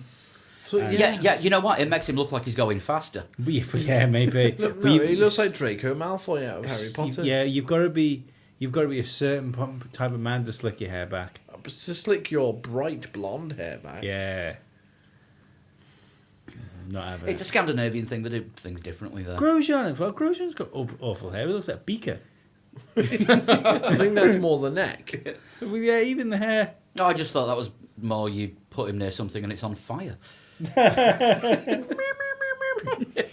That is actually like some of his interviews in the pen, isn't it? A little bit. Why was your race about me? Which is the complete opposite of Palmer. Why was your race so bad? Somebody else, somebody else, somebody else. Right then. Top three, hero and villain. Who's going first? I'll go first this week. I think Lewis Hamilton will win the race. I think Valtteri Bottas will finish second. And I think Sebastian Vettel will be third. And my hero of the weekend, I will go with Pascal Wehrlein. Hero. Is a hero of the weekend. He Is he going to save a small child? No, he's going to be able to speak Azeri when he goes and orders a meal. And my villain of the week, Lance Stroll. Pascal, because I think he will be able to... It's a circuit where Sauber are really going to struggle. I think... Unlike the other 19. Exactly. I think you will see the golfing class between Wehrlein and Ericsson, and he will be so much further down the road than Ericsson that even the team will be turning around and saying, well, why did we buy our friend's team if he's really shit? So he will actually... A strong performer. I'm not expecting points by any stretch of the imagination, unless there's a massive crash on that one and everybody leaves the circuit. But what and you're the race saying is the race happens on Monday after everyone's left and Sauber haven't bothered packing up yet. So basically what you're saying is if the gap between them you have to time with a calendar. Yeah. Yeah, and Lance Stroll, I just think he's it could go one or two ways with him, because now he's had his confident points finish in Canada. He could be like, yes, now I know what I'm doing, and be overconfident, or it could actually drive with some buoyancy and drive very well, and be the turning point for him. I just feel as though he's Unlike not... in pre-season testing where he missed the turning points and did a lot of backwards. I missed the breaking point and everything, yeah. But I feel he's not quite there yet. I'm going to compare Lance Stroll to a listener because Nick Patakis, our resident slow Greek, who, by his own admission, has been terrible for the first 4 races of Formula E, now finds himself in the points regularly because he's got confidence after his first point scoring finish. Is Lance Stroll F1's Nick Patakis? He could be. Nick Every time Patakis- you say slow Greek, though, I imagine one of our listeners going, hello. I smashed the plate. How are you doing today? I'm not wearing trousers. Yeah, we know you're not, Lee. Put it away. Right, who's going next with a prediction? I'll go next. Go on, then. So, 1, 2, 3. Lewis Hamilton, Valtteri Bottas, Sergio Perez. Ooh. Giving us a villain of Sergio Perez again. Just because that's what happened last time. And a hero, Alonso. I reckon he'll get 11th, and the car won't be anywhere near good enough for 11th. Go on, Fernando. Yeah. I think it's a good bet. I think Valtteri Bottas will win the race, as I think. Is it cursed for Lewis? Yeah, I think he's going to have a howler, and What, you reckon he's going to bitch himself inside out? maybe because it's the thing was, his race, the wheels fell off his race last year because Worst qualifying ever. and he didn't crash in every session, leading up to the race. So I'm not expecting a good weekend from him. So I'm thinking it's going to be Bottas, Vettel, Kimi on the podium. Hero, I'm stuck between Max Verstappen and Fernando Alonso for similar reasons to what Dan was saying. I think Max Verstappen, because I think Max Verstappen will be fourth ahead of the Force Indias. And to be fair, he should have got a hero last time out. Yeah. But it's only because his car died that he didn't. Villain, Lance Stroll, because it's fucking funny. Right, I'm going for Lewis, Bottas, Vettel. Yeah. Dull predictable, but they are... You've got the two drivers in the fastest car with the lead driver in the second fastest car, and speed matters here. Hero, Ocon, because I reckon he's going to get... Speed matters everywhere. Well, yeah. Apart from Monaco. Yeah, the fastest generally wins. Depends on the FIA regulations that are in force that minute. No, the winner tends to finish the race before the rest. There is that. You're getting technical now. Sorry. Hero of the week, Ocon. He's going to get shafted by the team again, but he'll put up with it. And my villain, no one specifically at the moment, it's whoever Palmer blames. They are the villain. Yeah. Palmer picks the villain. Yeah, Palmer chooses the villain because it's never his fault. The Palmer drama The road predictor. surface. Yeah. What if Julian Palmer goes, sorry guys, it was all my fault. On that day, Satan will be skating to work. Yeah, that new NHL team, hell. Yes. Yeah, so I can't see that happening. Send us your predictions. Yes. Or don't. It's up to Or you. don't. Before the race. Before the race. You Or can after. also... I promised I'd do this last week, but... But you have to promise not to have watched the race. Yeah. Or lie. If you make your mind up beforehand, then watch the race. Send your wrong predictions in. If Yeah, nothing, prove your Kimi own Raikkonen honesty. wins the race. I think Roman Grosjean will win. Yeah, promised I'd do this last week, but didn't. One of our listeners, Bradley Chambers, has set up a prediction game on Twitter. Oh, cool. It's at 4MULA prediction. What's it? What? How does it work? Formula. Formula Yeah, prediction. but letter... Sorry, the number 4. Number 4, MULA prediction. And basically saying, predict your top 3 for the race. Plagiarism. What? And he's offering prizes. Wonderful. But yeah, that is regular listener Bradley Chambers who tweeted in with that saying, can we give it a plug? Get your own ideas. We ripped everything on the show off anyway. No, we didn't. Let's not do 10 questions. Do 11 instead. Okay. Do you want to do that now? Well, it's that's what's next on the list. And you haven't got the guitar down here. No, the 3 legs, 4 wheels guitar is not here. No, it's in the cupboard if you want to get it. So We can do one of them jump cuts while you get the guitar. I don't know. I haven't thought about anything. Right, let's 'cause I just do haven't the seen quiz. guitar. Let's do the quiz. Right. John Music, Cage. music. No, it's John Cage's Oh, right. 433, but it was. Had. I'm opening my Twitter. done. But I spoiled it. Remember, people, if you want to send any predictions in, get them to me on Twitter. Send them as a direct message, and I shall read them and then read them out here. For those who don't follow you on Twitter, how should they do such a They thing? can come and find me at a total shunt. At a total shunt. Wonderful. And for some reason, my messages aren't open, which is a proper twat. Do do do Might do one of those jump cuts in a minute. Do do do do do do do do. Switching to the backup of your phone. So how is that fantastic new think it's- aluminum? No, Power Mac. That's fine. I don't know why it wasn't loading, because the Twitter was loading. Anyway, right. The computer was fine. It was just That sounded like a Jolyon Palmer answer. Oh, everything went fine, just didn't turn left. I have been involved in multiple motorsport disciplines. Multiple motorsport disciplines. Someone like Stig Blomqvist. Or Damon Hill. Damon Hill. Or Ben Collins, who was the Stig. Michael Schumacher. Or a racing driver. Yes. Michael Schumacher. He raced motorcycles after his Formula 1 retirement. They usually won because he couldn't run very fast. Are we ready? Yes. Yes. I must say, this is one of my favourite total shunts ever. Oh, awesome. Who sent it in, by the way? Phil Cooper. Oh, thank you, Phil. I thought last week's would be your favourite total shunt ever. He was my favourite total shunt answer, but this is pretty cool. Right. I entered Formula One in 1977.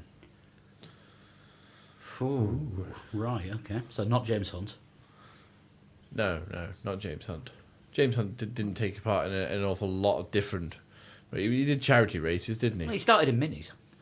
Put one in the lake. Well, yeah. But What year was Graham Hill's last race? Graham Hill. Graham Hill. I'm still thinking Damon, and is there some twist about entering Formula One, not being a driver, but being A team owner. a child at the circuit?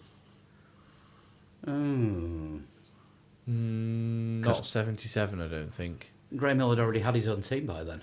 Yeah. Entered Formula 1 in 77. Yeah. May not have stayed there for very long. I think we'll need to move on to the next Yeah. clue. Next clue, and then we need to guess, don't we? Yes. I've had 2 bites at Formula One, coming back after a short break away from the sport. Right, okay, that rules out Jan Lammers, who had 10 years away between 82 and 92. Oh, wow. We've had Ross Brawn as an answer before, haven't we?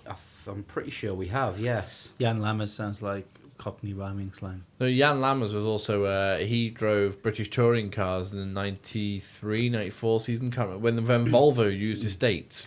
He was in Le Mans this weekend, Team Netherlands, with Rubens Barrichello, that well-known Dutchman. No, Oh, right, okay, fair enough. No, but I went out on Friday and got well Jan Lammered. It was very strange listening to the commentary on Le Mans, just as an aside, where they're talking about the rookie Rubens Barrichello. Guess. Elio De Angelis. Is that who you're going with? That's as good a call as any at the minute. Don't know if he had multiple motorsport. Did he may have possibly raced in anything else? Everyone's raced in more than one series and class. Yeah. Yeah.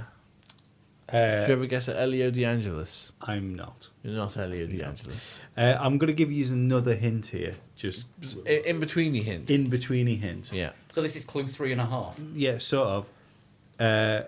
Phil's interpretation of the rules of a total shunt is bang on. Okay. I own a restaurant in London.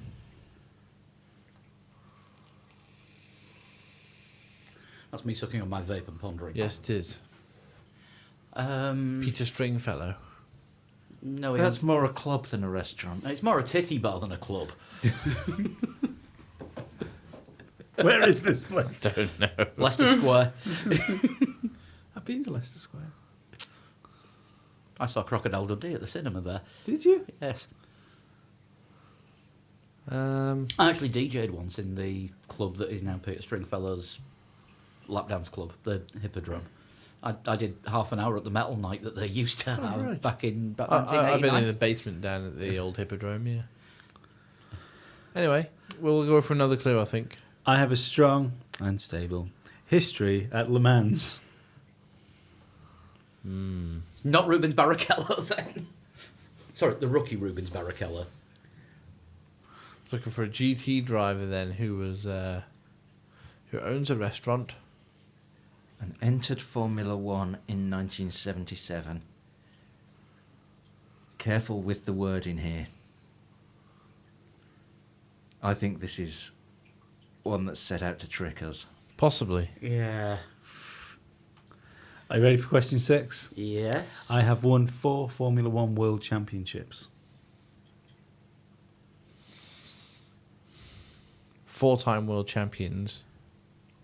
Alain Prost. Don't think he's got a restaurant. Got nose for it. Did have a Is year. he the only full-time World Did Tour? have a Sebastian Vettel. Did have a year out. What, 1 year out? A brief break. You did say 2 stints in Formula One Yep. with a brief break. I'd call 1 year a brief break. 1 year is Okay. a brief break. Well, we've still got another clue to go before we guess. Does the Lotus team have a restaurant in London? Well, yeah, any restaurant that goes bust and reopens as Lotus. It's a curry house this week. I don't think we're looking for a driver.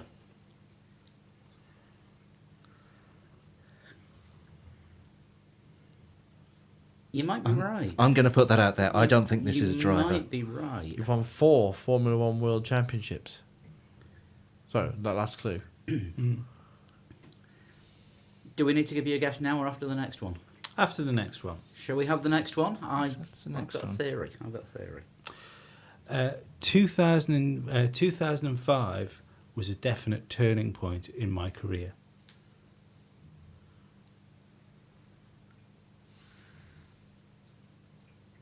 Right, 2005. I think I know who it is. What's your I theory? think it's Flavio Briatore. He's had 2 spells in the sport. He first entered Formula One in 1977. He will have run teams in Le Mans that will have been successful. Almost guarantee it. Owned drivers. Or owned drivers or teams. And 4 Formula One World Championships. Schumacher's 2 and Alonso's 2. Yeah. 2005 was a turning point, which would have been when Alonso won his first title he took control of what was the Benetton team and as Renault. ran it for Renault, because he'd just run an engine supply before rubbing team principal. Yeah. I don't know whether or not he has a restaurant. I think he might do. He had half a football club, Yes. and they've usually got pie shops, so that could count as a restaurant. Would you like another clue?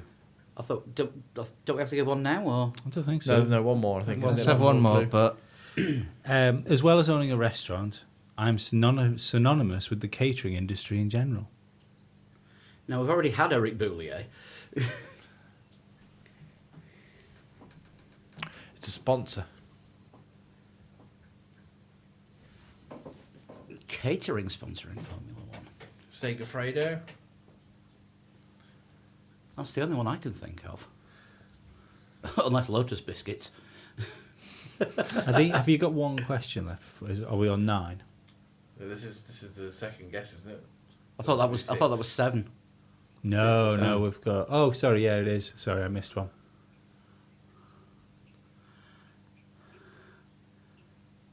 Should we go with Briatore? We can guess Briatore, but I mean, he's partial to the occasional pie. But I now think we're looking at a sponsor and not like an actual sponsor, not a person.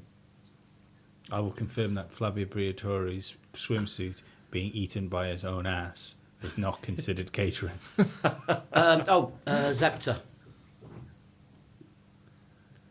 Frequent Formula One sponsor, and they've sponsored the tunnel in Monaco for years. They make very posh pans, like professional catering. Is that what Zepter do? Is it? That's what they do. Yeah. They sponsored Arrows as well, didn't they? Yeah. they did. Yeah.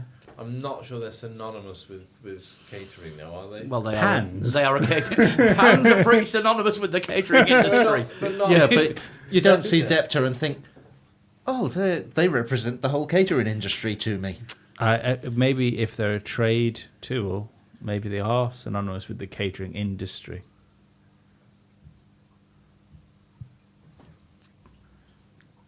That was either cryptically helpful or throwing us off the scent completely. Right, let's go with Briatore for a guess, but we know it's wrong. Yeah, because we have to do a guess out of form. Yeah. Are you Flavio Briatore? Not Flavio Briatore. My actual name is not the name I'm commonly known as.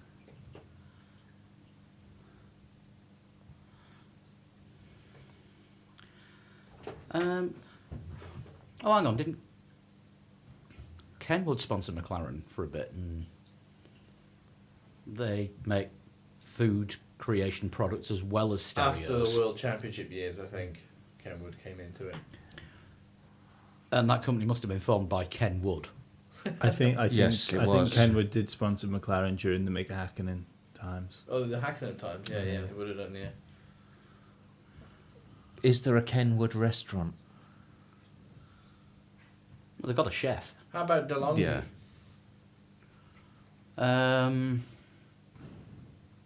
Yeah, They've they've been around for a long time in Formula One. yeah.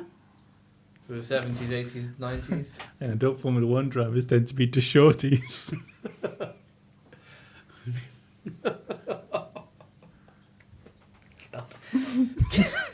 Give us another clue. I was born Da, da, da, da, da. in 1874. So, not Kenwood, No, not Flavio Briatore. no. Renault.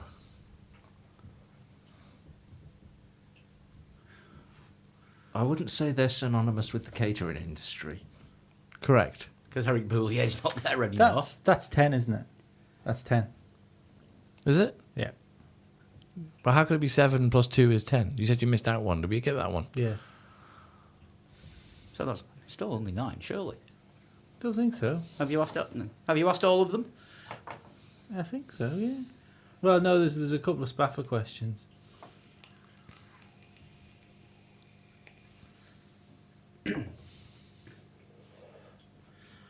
I mean, you get KFC on the occasional card. Do but Pirelli have a restaurant? They've got a calendar. Oh! I know who it is.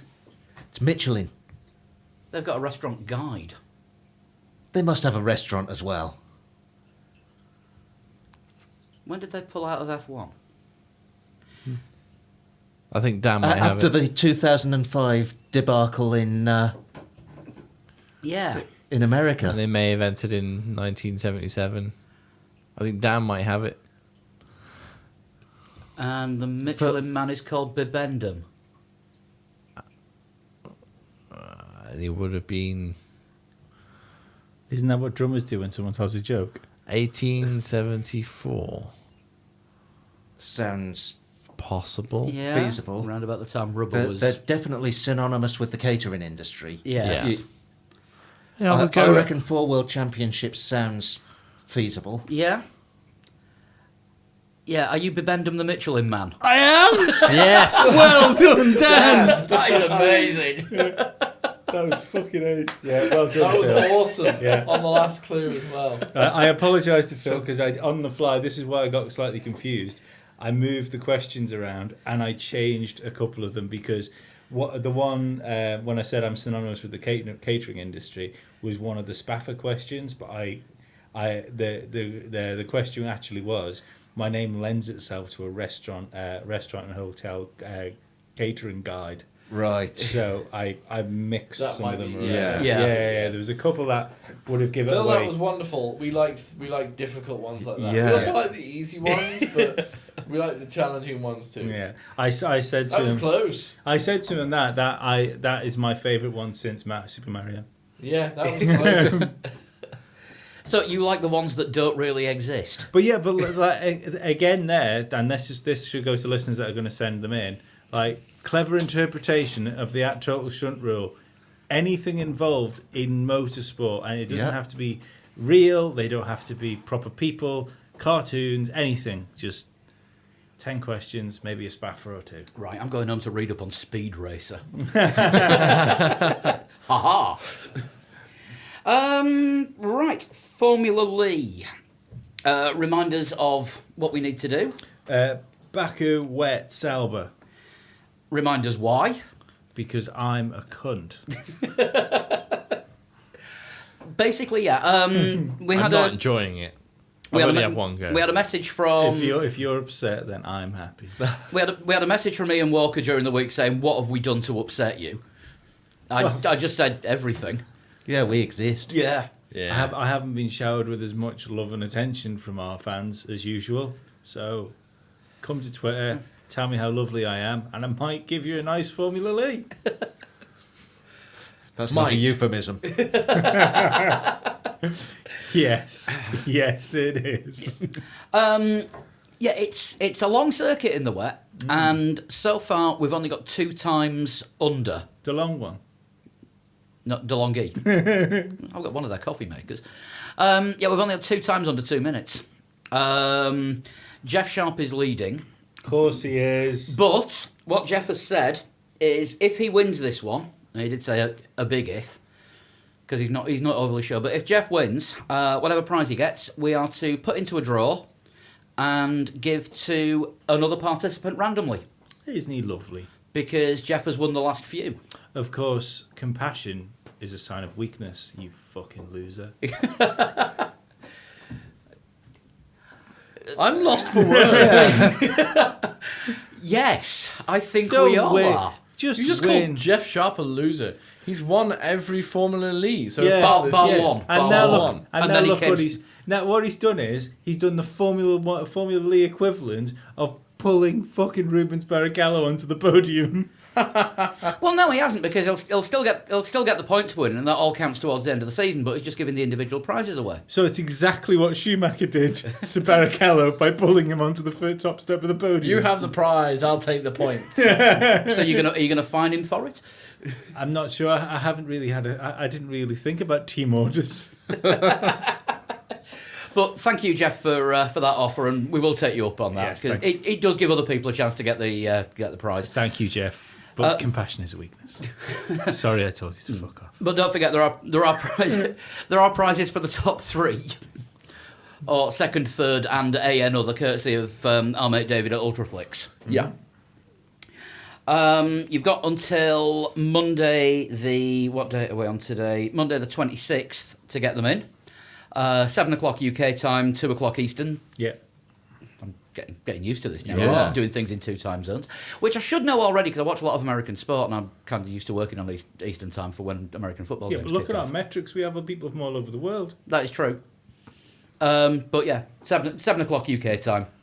Greenwich Mean Time. is No, that- British summertime. British Summertime Yeah. it is at the moment. BST. Yes, 6 p.m. UTC.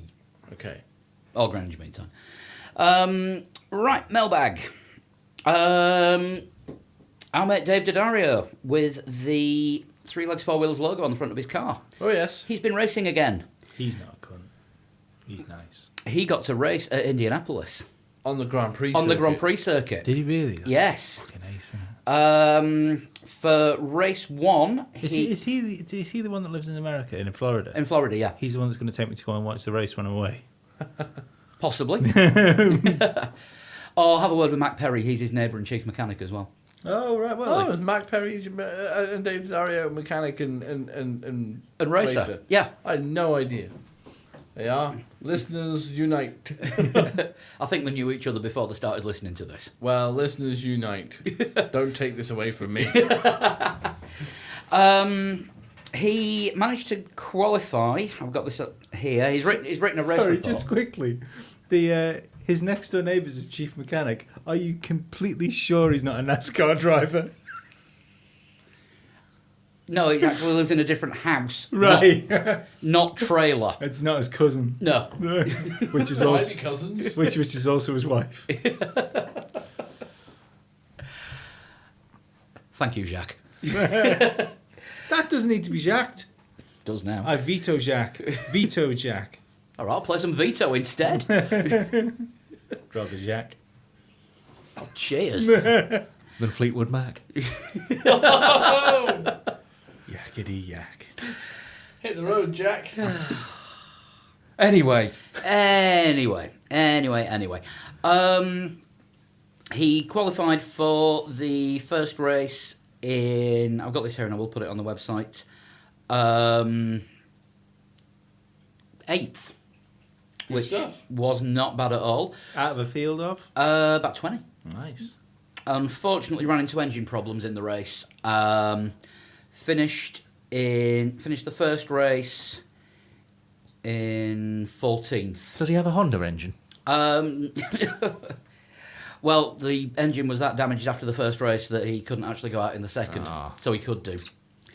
But Such a shame. he sent in a load of pictures and sent me a link to a video which I'll put up on the website. I'll just show you the pictures of the car. Still has the a three legs four wheels logo on the nose cone, Which is awesome. which I think is just we can't Thanks, Dave. we cannot thank you enough for that. Thanks, Dave. Well Dave done. has his own- Sorry about the engine. Yeah. Dave has His, his own his section car looks a on bit our like a website. brawn.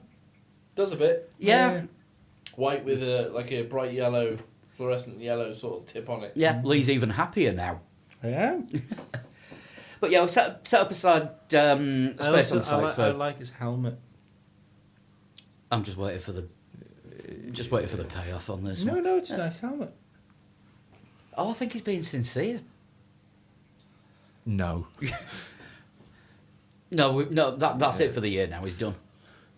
So yeah, I'll get those pictures up on the website so that everyone can see how Dave's been doing. Let's have a look at the rest of the mailbag. Got one from Rob Santos in New York. Hello, Rob. Hi guys, just want to let you know how much I appreciate and enjoy listening to the podcast. Started listening to episode 104 and loved it. You guys are effing great and know a shit ton about the sport. I've been an F1 fan since I was a kid and I'm 61 now. Oh, I am awesome. not the oldest person that listens to this. Awesome. And I only listen to it when I mix it. Thanks for the nice comments, Rob. Yeah, thanks, That's Rob. Well done, Paul. In our global podcast, you're not the oldest person that listens to it. Well done. It's the fucking little wins. If Rob's been a fan since he was a kid, and he's 61 now, so there's probably like 50 years of watching the sport. That's amazing. That's great. Yeah, basically, he goes on to say that you think American coverage is bad now. What it used to be like was occasional highlights of Monaco once a year on Wide World of Sports. Oh, no. I can imagine. I mean, he's going back there when he was watching Formula One when it wasn't even broadcast properly in the UK, let alone America. Yeah, absolutely. Thanks very much for the nice comments, and we appreciate that. And of course, episode 104. If that's where you start listening, you're only like six episodes in. Yeah, So there's plenty more to listen back to. longer than and- most people stick with it. If you want to email us and say nice things, we like it. If you don't want to say nice things, don't. And we tend to say hello to those who say nice things. Yeah, strange that, isn't it? Yes. I can't remember us ever having a negative comment on the show. I don't think it's ever happened, Lee. There was someone left a negative comment on iTunes saying that we were too tabloid. Yeah, that was a while back. Yeah. Yeah. Too tabloid. Right. Just trying to scroll back through Twitter because I had all these. Go back to your broadsheets. How reserved do you have to be to think we're tabloid? Well, we do swear. I know who he voted for. Prick. Yeah, I had all these tweets lined up, and I'm just scrolling back through all these demands from the group of people calling themselves the hot chicks of Formula One. Ooh. They know who they are.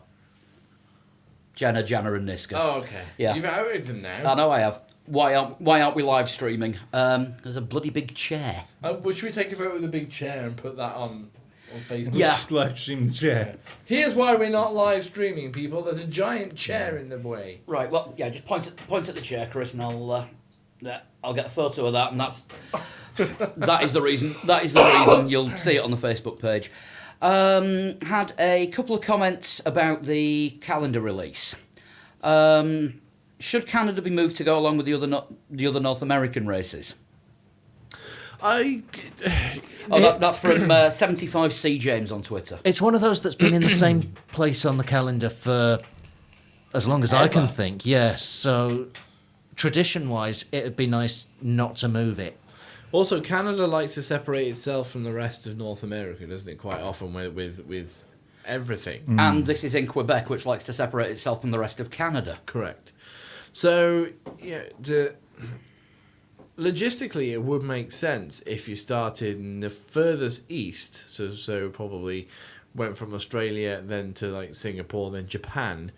If you were going to do it that way around, logistically, that would make more sense. But would it make sense for the sport to be able to have races at certain times where the captive audiences are watching? Because you could have 3 or 4 races where the main captive audience just aren't seeing it because it's on in the middle of the night. Yeah. So- Also, I think the with the weather in certain parts of Canada would be an issue as well. Having it towards sort of October time. Is that when eh? Canada freezes? Pretty much. Obviously, you can't have Austin in the middle of summer Yeah. because you will Too hot. You will Yeah, fry. tires would melt. Yeah. Brazil, everyone remembers the infamous wet race in Brazil, why it got pushed back to the end of the season. Yeah. And the year at Silverstone where they held it in end of April. March, beginning of April, and it looked like at one point it was going to be the first snow race. I think it Yeah. was the 4th of April. Yeah. They held. 2000? Did we decide on that? I think it was Well, 2000, I yeah. think I was at that one. 99 or 2000. That's one where you've told the story about the man with a Land Rover not knowing which. No, that was the extremely wet one. How was it? Extremely Yeah, wet. yeah. Silverstone? That was the one where they a load of people got stuck. Yeah, that way it was extremely That, wet. it was Was that- was wet, that and it the looked one, like was it was it? going to snow at one point. Yeah. Right, yeah. Yeah. So yeah, I think a lot of it is to do with sort of prevailing weather conditions at that place at that time of year. The jet stream. Yes. Physics. Because it goes round the world. Not across. But if it was sensible to, like, if it's not for weather facts and things like that, yeah, it would make a lot of sense to have all the North and South American races bunched together. Yeah. I mean, was it a few years ago? When I say a few years ago, I mean like 20 years ago. Argentina was on the calendar, wasn't it? But Yeah.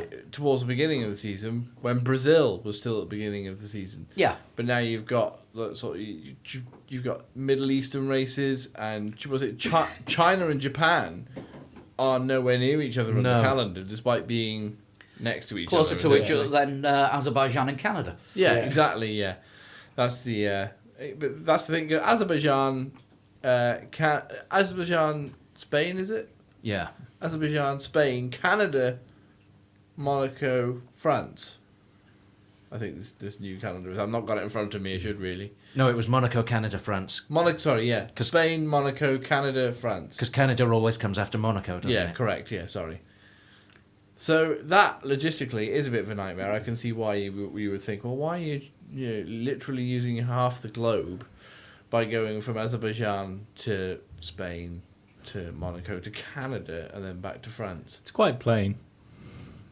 Ta-da! But I mean, a lot of it is to do with the money that's been put up and the promoters saying, yeah, we can do it, but we have to do it at this time of year. And contracts were signed for some races, of course, well before this calendar was put out. So, Yeah. So who knows? Who knows what? I the mean, it ins and might outs be of it in the are. new Liberty era that things get a bit more sensible and long travelling Well, times between races might be a Yeah, thing of it, the the, past. That would the have to- timings might be sensible anyway. It might be local things that are going on where it makes sense to have the Grand Prix at that time. Yeah, I mean, for example, France. It's between Le Mans and the Tour de France next Yeah. year. But- That wipes out between Le Mans and the Tour de France. You've got that 1 week, and then you've got 3 weeks either side of it completely wiped out by other major events. Yeah, and also it makes sense as well if Liberty, or should we stop calling them that perhaps now and call them Formula One? In Formula One, I want to put more races on the calendar, and we'll see more of this sort of back-to-back 3 weekends maybe in a row over the 8 months without stretching it out to 9 or 10 months. It makes sense to do it logistically. Sort of Australia, Japan, China, Singapore, and then work west from Formula there. One World Tour. I Well, yeah, wonder- exactly. Yeah. You know what I mean? That As would an, work as an logistically example, to do that. if Portugal comes back, that should be the week after Spain or the week before Spain. Yeah. Yeah. I wonder if if they want more races and teams want like less races because of all the travel and stuff like that. I wonder if they'll come to an agreement like you get in IndyCar sometimes where you have 2 races on the same track and Over 2 days. Over 2 days. Yeah, 'cause they did that at Detroit. Yeah. Maybe, but I'd be less of a fan of that. I than- think I'd be less of a fan of it as well. I'll tell you what I probably wouldn't be less of a fan of is if they reversed it. Most racing circuits are set up for the direction that they already travel in, if you know what I mean. They won't work going the other way. Well, they would. No, because the way the safety barriers are set up. and Yeah, everything. yes, I know. I see what you mean. But where you've got tracks that you can have different layouts, yeah, I then was just going to Yeah, say. yeah, different layouts. Yeah, yeah. stuff like Yas Marina. Yeah. Or I mean, something you like couldn't that. do it in Monaco, obviously, for instance. No. Well, you could have the short Formula E course in Monaco, but that's dull as dishwater. Yeah. Yeah, from the start line down to the swimming, down to the From the start chicane. line down the back of the grandstand, the chicane is now the hairpin. I'm Yeah. sure you said stuff there, but all I heard was Formula E is dull as dishwater. No, I quite like white noise. It helps me go to sleep. Next question. Next question. Well, not exactly. Well, Or comment. Kind of a question, kind of a comment from Tom Jones. Not that one. That's not unusual. Did he just set fire to his house? Just read Williams are linked with Honda. Where the hell did you see that? Williams are linked with Honda. Yeah. Oh no, I've never seen that. Stop reading your Formula One news on the back of a toilet door. I have also seen from a good time called Jopo. not at Renault's factory. Yeah, I saw an article on motorsport.com, an opinion-based article saying McLaren could be supplied by Ferrari under the badge of Alfa Romeo engines. It's possible, but it's unlikely. I think speculation. We're getting into silly season, not just about driver changes, but Everything changes. anything to do with anything. I think Williams need to sort out what's going on in-house before they start worrying about engines now. Yeah. I think. They're restructuring a little, aren't they, under Paddy Lowe? So They've that's- destructured is what they've done. Well, the problem is I don't know where to put that very large pile of cash that they've now got. In the bank, Paddy. In the bank. Had a couple of comments now. I've not seen anything on this, but let's have a look. Craig Cooper I'm pretty sure we had my favourite thing ever, didn't we? and Did we? Yeah. another one from C. James. I'll get to him in a minute. Yeah. F1 at Le Mans. Is that from Craig? Is that sorry? That's from Craig and from 75 C. James. Right. Okay. F1 at Le Mans. It's possible, I suppose. No reason why not. They could just use the same circuit or a slightly longer circuit than the Than the car. MotoGP. Yeah, the Yeah. the Bugatti circuit. Yeah. Yeah. Exactly. It wouldn't be. Yeah, because the Mulsanne Straight would kill the McLarens. Mulsanne Straight would kill all Formula One cars, I think. It'd be fun to see it on the full circuit, Is it? on I the full mean- 8-mile one. Yeah, it would. That would be fun. But the the Bugatti circuit, as it's called, the shorter circuit. No reason why not. But I mean, is it got the proper safety? There's a lot of gravel, isn't there, on that Bugatti circuit? If I remember rightly, from watching. Yeah. You know, Formula One doesn't like gravel so much. They like runoff areas now. Me too. So yeah, I don't know. Maybe Formula One at Le Mans. It's at Paul Ricard, isn't it? As we've Get already canopies discussed. on them and put gravel The Castellet. everywhere. Well, I mean, again, during Le Mans, they had to bring the safety car out to sweep up the gravel after somebody went off. Yeah. Yeah.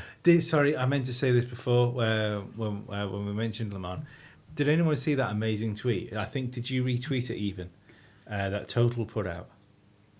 Was it one of the Porsches spun off and it collected itself in the Total advertising, and it just sort of cushioned it when it went into the wall, and they retweeted the video as a total protection for your car. Oh no, I missed that one. No, my main one was getting the Toyota after two of their engines blew up and just replacing the Toyota logo with the Honda one. Yes, I saw that. Yeah, I know Niall has sent something in, but I can't find it. You'll have to remind me what it is, Lee. Can't remember. I just remember laughing. Niall, as in our Lee's favourite pile of words. Niall. Least favourite pile of words, Niall Slim Drew. But yeah, I can't remember what his comment was. But He thought he was being cheated on because I sent a picture. I put a picture on our page of me doing the other podcast. Wasn't that? There was a Kubica flavoured message, wasn't there? Oh. Maybe feel like maybe I've got a kindred spirit. Possibly this is what happens when. No, it was Phil Totti. Was it? Yes. What's Phil said? If we take it that Robert Kubica is going to be the worst at pleasuring himself with his own hand, which F1 driver past or present would have been the best? Oh, good God. One answer I'd imagine would be fine. I'm going to go Jensen Button because he could look at himself. All right, so we're actually doing this. I'm not even playing this game. Julian Palmer would say, well, it doesn't happen to other guys. Max Shelton were going forever, but wouldn't finish.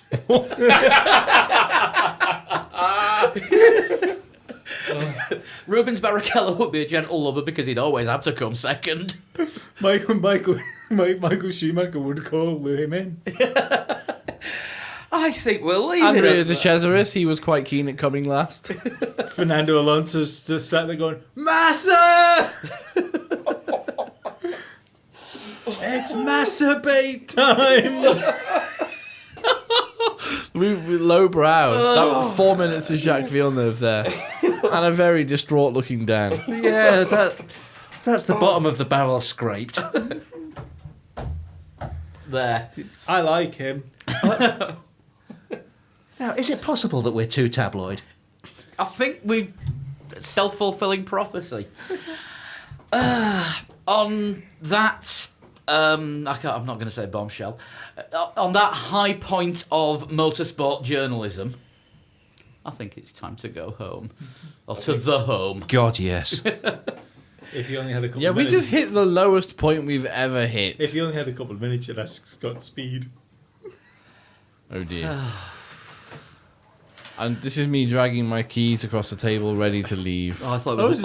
is it swinging time already? I thought it was Yeah. Lee dragging his knuckles. No, it's time. Let's get out of here before we Right. hit a lower point than that. If you want to get in touch after that, if there's anyone left listening, there won't be. probably not. Don't look at me like this can be blamed upon me. This was one of our intelligent, funny listeners. If you say so. Anyway, if you want to get in touch, you can tweet us at 3legs4wheels or At a social shunt. At Flood21. At Danbert. and at Pablo100. Yeah. Get in touch on Facebook, facebook.com/3legs4wheels. You can email 3legs4wheels@gmail.com. And standard plug every week, we have the extra Patreon show where you can donate, and there's not going to be any more silly challenges depending on the number of donations that we get. Not done by me anyway. There might be. I'm not. Yeah, well, I'm not doing them.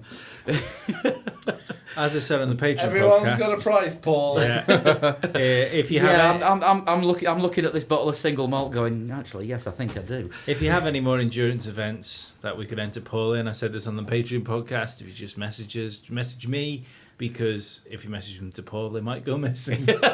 I don't think there's much might about it, but you can find details of the Patreon show on patreon.com/3legs4wheels. Yeah. You got till next Monday to get your Formula lead times in, and we'll be back next week with a look back at whatever happens at Azerbaijan. Yeah. A look Baku. A look Baku. Hey! We'll be doing the live blog this weekend. I'll be covering qualifying on Saturday, and Dan and Chris will be joining me for the race on Sunday. Yep. Yep. Yeah, and I will be able to do qualifying this time. Top blogging Yeah. last time on qualifying I won't chaps. be doing the live blog, but tweet me during the race, and I'm sure I'll answer. Insult, abuse, Maybe. probably. You can always get in touch whilst we're watching the race together as well, because we do enjoy a bit of interaction with other fans, getting your opinions on it as well. It's good to see. And for American listeners, online community. For American listeners, send us a note or a message or a comment when US coverage goes onto a break, and we'll blog even harder and put more information in. Yeah. You don't have to miss out just because of the commercials. Yeah. No. So we'll see you next week. Bye. Bye-bye. Bye. Bye. Bye.